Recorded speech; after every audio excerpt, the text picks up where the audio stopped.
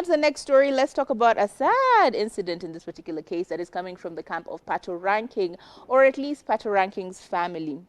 So unfortunately, and I don't know why I'm saying this in such a peppy tone, unfortunately, Patoranking's sister and her husband died of a gas explosion, and their 3-year-old child, their son, was left behind. According to the police, they say that there's an explosion that happened within the property, and this ended up costing the lives of both Mr. and Mrs. George Anua.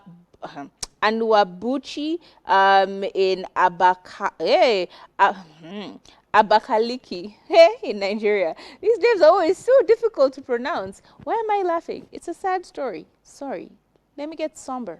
Okay, so unfortunately, Patoranking's sister and her husband have actually succumbed due to this gas explosion. It is not clear what exactly happened, but the police were very clear about the explosion. They said there are so many more details about the victims, and unfortunately, because the victims are not alive or did not survive it to tell their story, all they can say is that there was an explosion that actually happened, and it happened on August the 25th, and the residents living around the area saw what was happening, and they called attention to personnel who visited the couple, who had already been taken to the hospital. Now, unfortunately, the wife, the sister to Patoranking, passed on.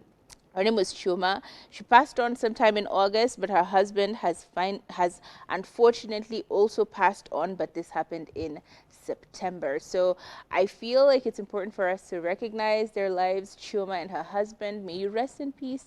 May you find happiness and joy with angels, and may your son find the kind of life that you were willing to give to him. Patoranking and the rest of your family, again, our condolences, and we hope that you find peace during this very impossible time. And I mean, what a way to be in the final quarter of the year. It just feels very heavy.